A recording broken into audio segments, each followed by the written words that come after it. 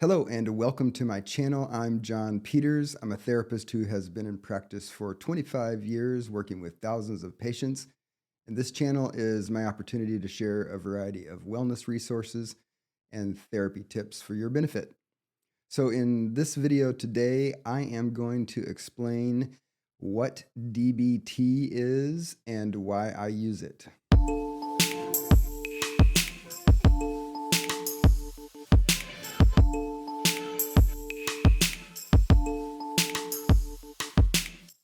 Okay, so in today's video, I'm going to talk about what DBT is so that you have just an introductory understanding of what that might mean if it shows up like in my profile. If somebody looks up me as a therapist and it says, I do DBT, among other things, um, this will help you make sense of what that means when you see it.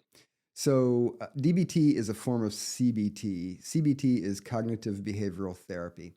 Cognitive behavioral approaches focus on how we perceive and think about things, and then how those perceptions and thoughts lead us to certain types of reactions. So if I think people don't like me, and that leads me to kind of reify and reaffirm the behaviors of people, having negative reactions to me, and then I'm sad or I socially isolate.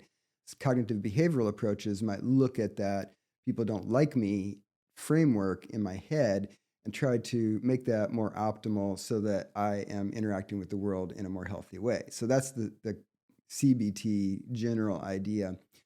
But DBT is a form of cognitive behavioral therapy that tries to not only look at like reworking coping strategies and trying to help people be more effective in kind of the instrumental level of managing complicated, stressful situations. So, for example, if I am dealing with a job transition and I'm finding the promotion at work stressful, CBT in general wants to help me kind of have a stance toward that promotion, that ongoing experience and adjustment so that I have optimal reactions and then I manage what I need to manage well, which is all fine. But one thing that DBT offers that a lot of approaches of CBT don't offer is distress tolerance. So let me pause here for just a second and say that the DBT approach has 4 components that interrelate, okay? And those are distress tolerance, mood regulation, interpersonal effectiveness, and the fourth one that makes the other 3 work a lot better is mindfulness practice. So because DBT includes mindfulness as a core central component of one of the main 4 components of the approach, it's part of what we call mindfulness-based cognitive behavioral therapy. So MCBT, all right? And another one is ACT, acceptance and commitment therapy. That's another one that has mindfulness as a core part. I'm going to make another video about ACT as well. But so watch for that later if you're interested in that. But so DBT has distress tolerance, mood regulation, interpersonal effectiveness, and mindfulness. And what we practitioners do when working with individuals and what people do who are leading DBT groups is basically try to integrate all 4 of those things in someone's life so that they start to benefit from the interplay of those 4 components. So because mindfulness is fundamental to this approach, like it is other approaches, the initial part of DBT training is teaching mindfulness. And this is, again, part of why it fits well with my practice, because I do believe that mindfulness is fundamental and supportive of a lot of the goals that people have in therapy. And so the other 3 things, distress tolerance, mood regulation, and interpersonal effectiveness, those are all significantly enhanced if someone develops an effective, regular practice of mindfulness, right? So if you're interested in how to practice mindfulness, I will put a link up here now to my video, How to Practice, if you want to experiment with that yourself. But essentially, if I'm going to work on increasing my distress tolerance, I'm not going to do that very well if my fundamental system is not being improved so that I'm basically setting myself up to have the stress response in a way that's working against me, right? So this is why mindfulness supports better distress tolerance, because if you practice mindfulness, it rewires your brain, it rewires the stress response. Your distress tolerance is naturally going to get better even if we don't explicitly focus on it as a particular capacity that we want you to develop in therapy, okay? Same thing with emotional regulation. When we are more stressed and we don't rewire our brain with the mindfulness practices, our emotional regulation is going to be suboptimal. We get a more optimal general affect and mood regulation if we're practicing mindfulness, right? And again, it's also true of interpersonal effectiveness.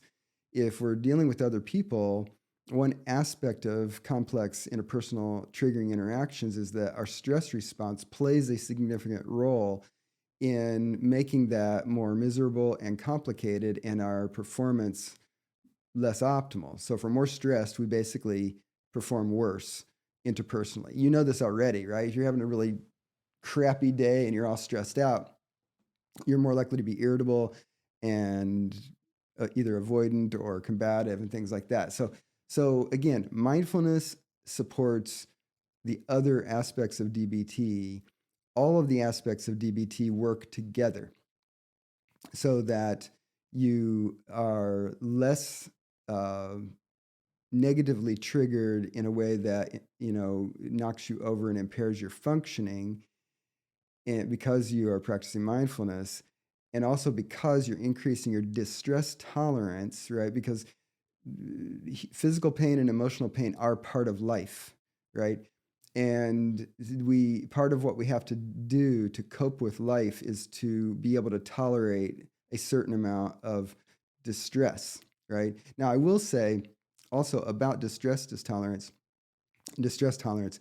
is the goal is really not to teach people to be apathetic, because someone who's apathetic is checked out and they might seem like they're not particularly distressed by triggering events, but apathy comes with the cost of being checked out, right? You don't really want to miss life because you're checked out.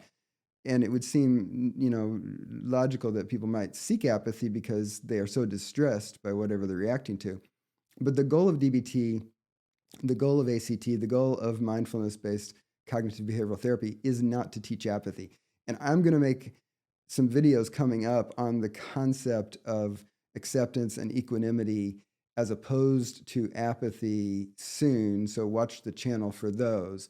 But it's important to understand that distress tolerance in the context of DBT is not about us teaching people to be apathetic and not caring. We want people to be appropriately engaged with their life and appropriately present and experiencing the richness of life, but just to not be distressed in a way that turbulence of the distress becomes its own thing and knocks you off your center, right? So that's what distress tolerance means.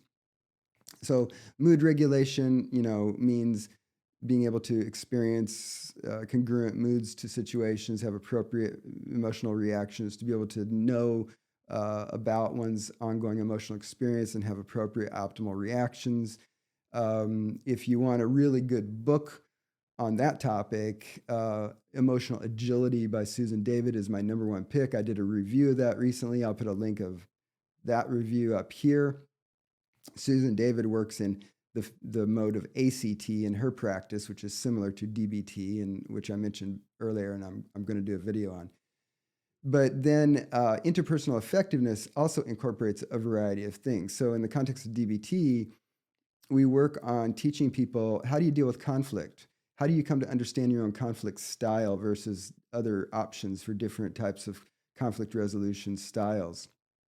How do you deal with your close relationships that are sources of lots of triggers, like family relationships, roommate relationships, coworker relationships, partner relationships, and so on, parenting, parent-child relationships. So interpersonal effectiveness tries to look at bolstering a person's repertoire of capacities to perform effectively in the interpersonal space, right? So that's DBT in a nutshell.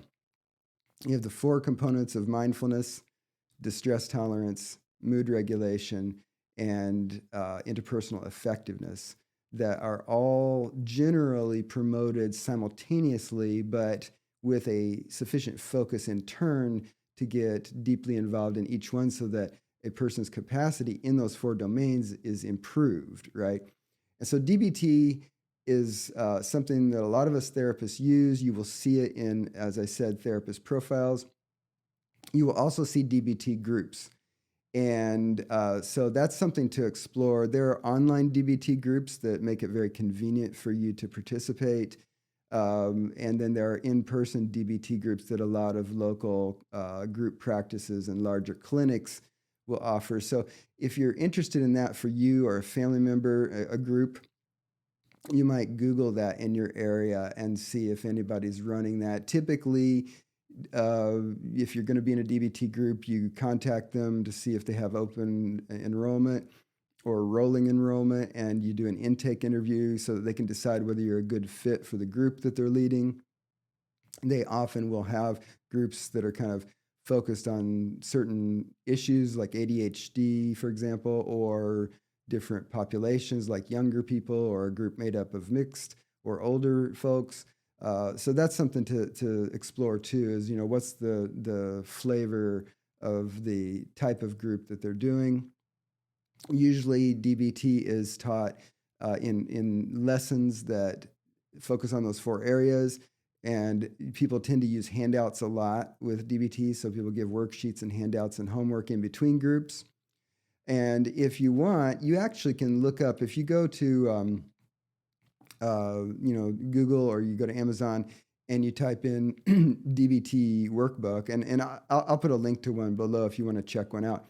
That's often a way that someone can actually kind of do their own DBT on themselves at home without a therapist. Now, I do think that you get a benefit of working with a therapist who knows what DBT is, knows how it might apply to your goals, and is experienced in being able to deliver the competencies in those 4 areas. So you get more value from working with an expert who knows what DBT is and how to apply it. But people do sometimes, go through DBT workbooks themselves and find that they get similar types of benefits as well. So that's another option. So thanks for joining me today. As I said, I'm going to soon make another video about ACT, acceptance and commitment therapy, in my discussion of mindfulness-based cognitive behavioral therapies. And if you like this kind of content, feel very free to hit the like button below. That helps YouTube learn who to show my videos to. Feel very free to leave comments below as well. And if you like the channel, I invite you to subscribe. So I'll see you in an upcoming video.